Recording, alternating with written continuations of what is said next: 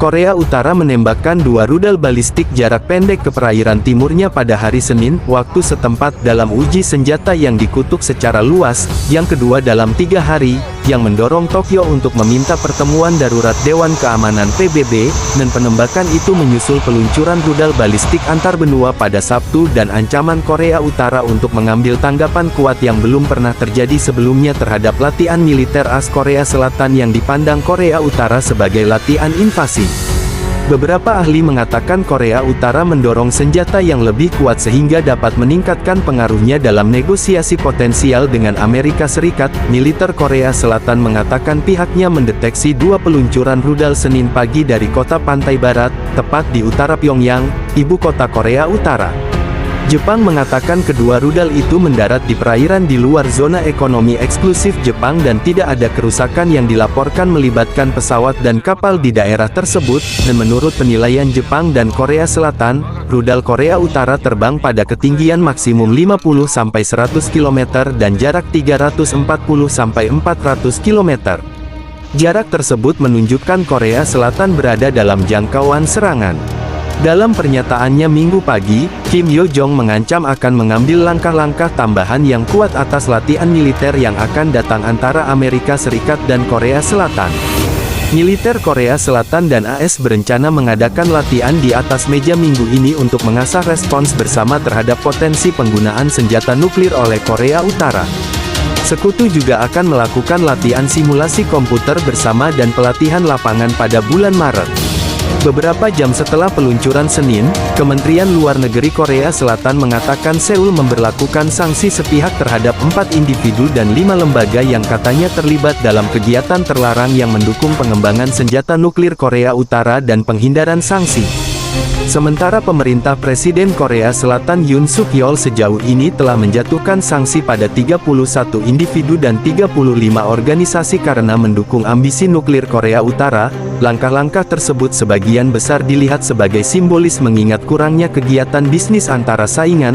Korea Utara mengklaim memiliki rudal yang mampu menyerang daratan AS dan Korea Selatan dengan senjata nuklir, tetapi banyak pakar asing mengatakan Korea Utara masih memiliki beberapa teknologi kunci yang tersisa untuk dikuasai, seperti menyusutkan hulu ledak yang cukup kecil untuk dipasang pada rudal, dan memastikan hulu ledak tersebut selamat dari masuk kembali ke atmosfer. Dalam pernyataannya Senin, Kim Yo Jong menegaskan kembali bahwa Korea Utara memiliki teknologi kendaraan masuk kembali.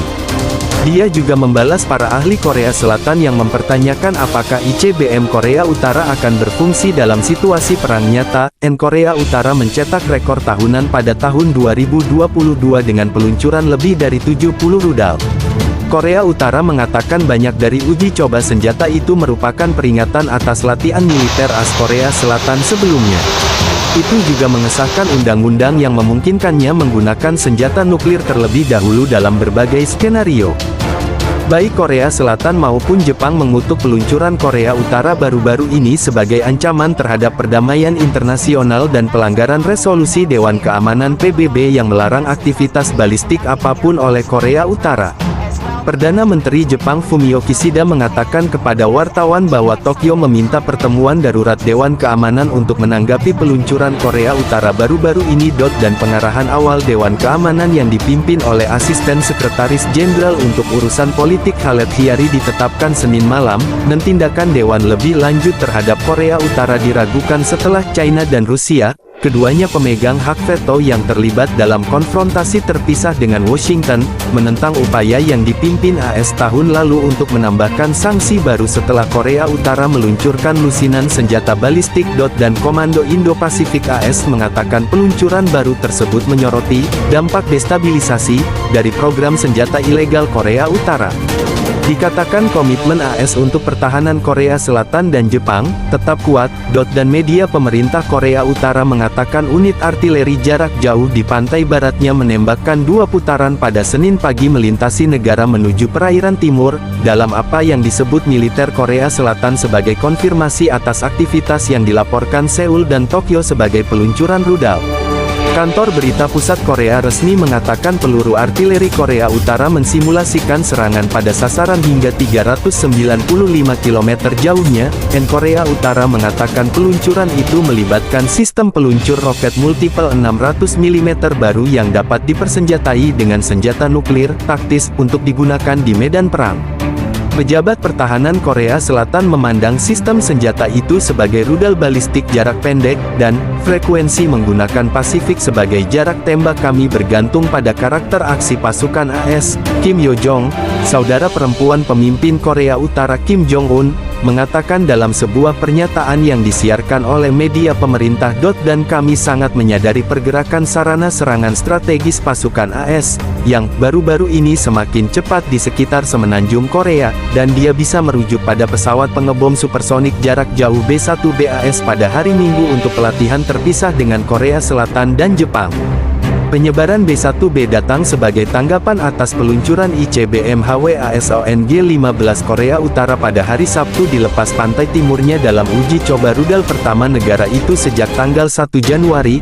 Korea Utara sangat sensitif terhadap penyebaran pembom B-1B, yang dapat membawa muatan senjata konvensional yang sangat besar. Kepala Sekretaris Kabinet Jepang Hirokazu Matsuno mengatakan bahwa Korea Utara dapat melakukan provokasi lebih lanjut, seperti lebih banyak peluncuran rudal dan uji coba nuklir.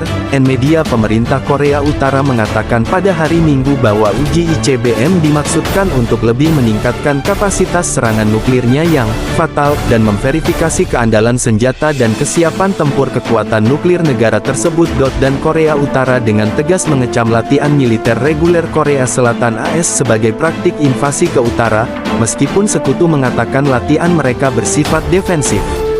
Beberapa pengamat mengatakan Korea Utara sering menggunakan latihan saingannya sebagai dalih untuk mengasah dan menyempurnakan sistem persenjataannya.